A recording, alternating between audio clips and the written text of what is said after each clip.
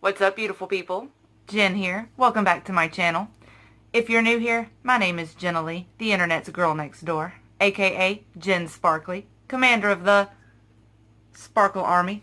Thank you so much for stopping by my channel and hanging out in my little corner of the internet. I hope you'll stay. I promise. I'm a lot of fun. It's Sunday. And it's time for This Week in Sparkle. Yay! Better late than never, right? Right.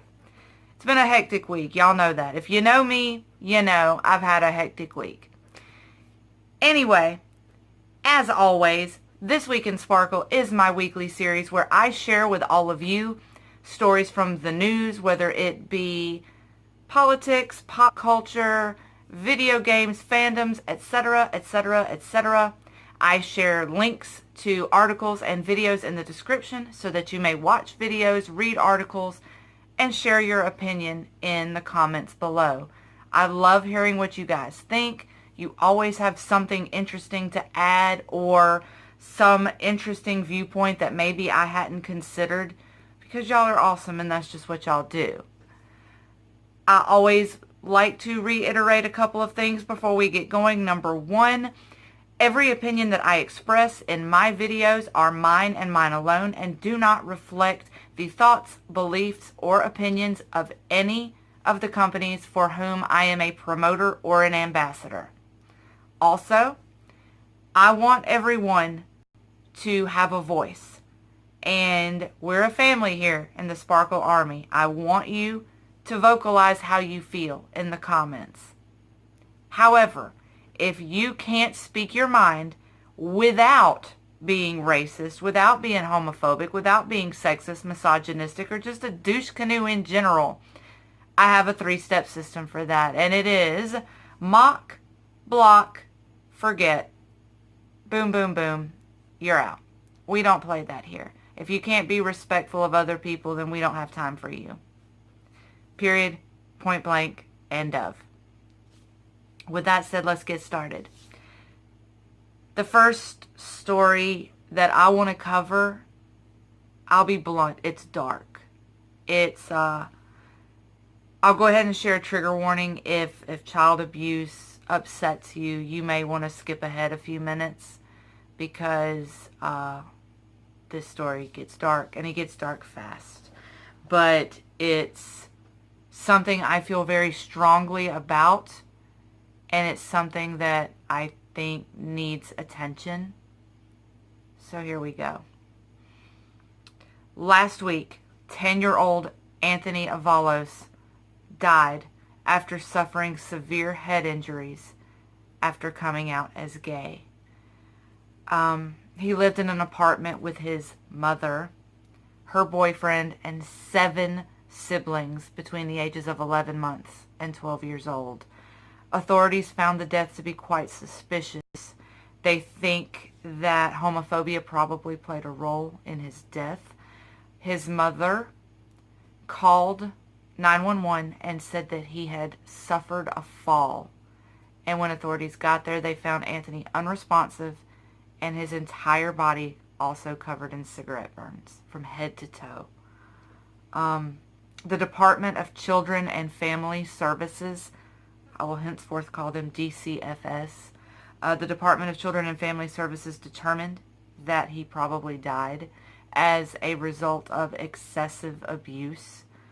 The Deputy Director of DCFS confirmed that Anthony did say he liked boys, but would not go any deeper on the subject matter. Understandably so.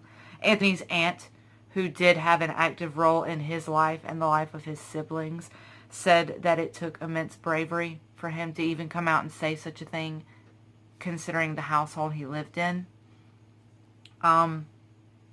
She has frequently voiced concerns to DCFS starting back in 2015 when she started noticing excessive bruising on Anthony, his arms, his legs, his torso, and bruising on his siblings in much similar fashion. She also says that the boyfriend is an alleged member of the MS-13 gang. that he's the one who caused the bruises. He also allegedly forced them to urinate and defecate in a small area in which he would lock them. DCFS has received no less than 16 calls about these children and this family. Apparently, there were allegations for years that the mother and boyfriend were abusing these children.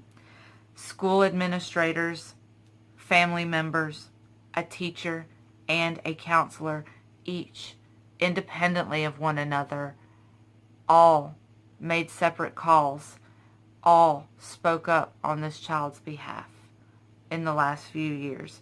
All of them called and raised their concerns. They reported children being sexually abused, beaten, forced to fight one another, and eat from the trash.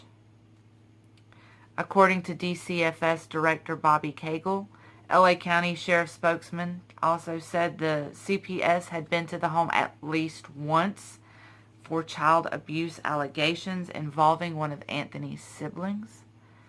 The DCFS were aware that the boyfriend was allegedly a member of the MS-13 gang and had been convicted of domestic abuse in 2010. He was not determined to be a threat to Anthony or his siblings. DCFS Director Cagle said it was premature to conclude that Anthony's death was in part due to a failure of DCFS. It's much more than a black and white issue. There are many shades of gray, he says. The mother and boyfriend have, as of now, not been charged with anything. I don't understand how you could even possibly say that this is not a failure of DCFS when you had 16 separate calls. Everyone in this child's life fought for him. Everyone in this child's life made phone calls and used the system the way that we're all told to use the system. Make a call, make a report, do what you have to do. All of these people did this for this boy, and the system failed him miserably. There's just no other way about it. What's upsetting about this to me is that these unfit mothers are not as rare as you think they are. You can scroll through YouTube and find women who should not have their children. Women trying on lingerie in front of their kids. Women playing with sex toys on YouTube in front of their kids. Women pounding liquor and talking about their sexual conquests in front of their children. There are women who have different men in and out of their home every night and brag about it on YouTube. There is so much wrong with the child, all of these systems that are supposed to be in place to help children. You have someone who is convicted of felony assault, and you have teachers, administrators, family members saying that these children are being abused, and you're not determining him to be a threat. In any language, in any situation, does that add up to you? I'm going to link the article down below. Y'all let me know what you think, because there are entirely too many unfit parents out there, and this is not an arbitrary, isolated incident. This got out of hand and the boy died, but I promise you, there are a lot more like this. There's a lot right below the surface that you never know about going on in people's lives. And we remember, what was it, the mother of 5 or father of 5, the family that was pranking their kids, and that all hit the fan not that long ago. There have been prank channels who have clearly been abusing their children. There are also numerous people who aren't on YouTube. We've heard the story about the woman who had the 10 kids and the sacrifices and all of that. Like, there are more unfit, horrendous people in this world raising children than y'all realize. and our system is broken, and something has got to give. Something has got to give. I mean, it's that simple. Next up, this is a lighter story. All right, Andrew Wardle, 44, of Manchester, England, was born without a penis.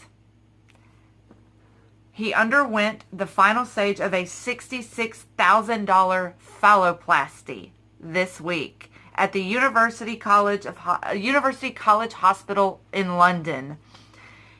He will have an erection for 10 days until the implant that they inflated is deflated. After that, he must then wait 6 weeks before losing his virginity to his longtime girlfriend. The docs built his penis from skin, muscles, and nerves in his forearm and a vein in his leg. In the final stage of the surgery, he was fitted with a pump to create an erection. He was born with a birth defect called bladder exstrophy. It's a rare birth defect where the organ was formed outside the body. So he has had countless surgeries over his life just to be able to urinate properly.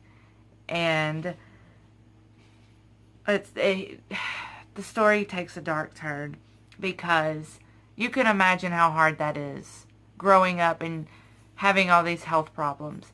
It led him down a really dark path. He turned to drugs and at one point in his life was suicidal and was attempting suicide. It wasn't until he met a doctor, a urology consultant at UCLH in London, who had this idea and wanted to try this crazy, wild experimental surgery. The doctor's name is Dr. Wood, by the way.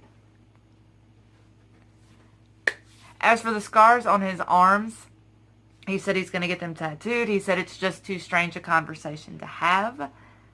But he is currently recovering, and in the better part of 6 weeks, he'll be able to finally lose his virginity. He actually even said, I've made it 44 years without having sex. So it's not the end of the world for me, but it will be kind of cool to get to do it. All right, lightning round. The surgeon who wanted to build the penis was named Dr. Wood. Really? This guy was born without a penis and can still keep a girlfriend. What's y'all's problem? When he tells you how big he is, he can legit show you his arm. He can send pics of his arm or his dick. All right, that's lightning round. I'm done. I'll include links to the article down below. Really interesting story. Definitely check it out. A $66,000 phalloplasty. Definitely check it out. I was amazed by the story. All right, got a couple of announcements, and then I promise I'm going to let y'all go. First and foremost, y'all know that Hibiki TMD is one of my very, very, very best friends. We have been working on numerous projects together. Starting next week, we will be launching our new podcast, Sunset Stripped. It is the story of the glam metal scene in LA, the club surrounding it, groupie stories, the whole 9 yards. It'll be fun. It'll be awesome. Definitely be looking out for that. Also, I'm starting a new series this week called Jen's 10s, where I'll be doing my top 10 lists. If you want me to do a top 10 list of anything at all, let me know in the comments below. And finally, we have a photo contest winner. I loved the last photo contest, the caption contest we did so much, I decided, I'm vain. Here's another picture of me, y'all. Caption this too. So I uploaded this one, and one of the very first comments I got just knocked it out of the park, and no one came close. Mr. Bell 36617 says, you were in my DMs telling me how big it was, but the pic you sent determined that was a lie. Care to explain? I'll link to, y'all follow Mr. Bell 36617 on Instagram. He's a sweetheart and he's hilarious. And finally, to close up this weekend sparkle, as always, y'all know that I like to close out with a cute animal story. I am sharing with you guys this week the story of Mosho, the cat rapper. I have been a fan of this guy's work for years. I cannot tell you how many of my friends have sent me links to this guy over the years, but he is a rapper who is a very proud cat dad. Loves his cats, raps about his cats, takes selfies with his cats. Considering that my username on Snapchat is Cutecatlady and I have a cat tattooed on my wrist. Meow. I've been called Kitten a time or two. So yeah, I will link to a story on him and one of his videos where he's rapping about his cat, DJ Ravioli. Definitely check that out. It's super adorable and it will absolutely make your day. Other than that, that's this week in Sparkle. Thank you so much for hanging out with me. If you like me, if you like what I'm trying to do here, consider becoming a patron. For as little as $1 a month, you can keep this party rocking. And who rocks the party? Rocks the party? Jenna rocks the party, rocks the party. And if you're not down for all that monthly commitment stuff, that's fine. No one likes to commit to me. But you can donate to PayPal. That's in the description as well. Follow me on social media, Instagram, Twitter, Snapchat. All of that's in the description.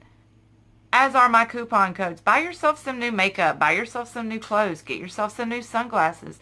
Get yourself some cute new shirts. Dude, I have a coupon code for everything. Go shopping. And for all of you who are shopping, because I am getting notifications about those of you who have been shopping using the codes, thank you. Send me pictures so that I can share them, because that's awesome.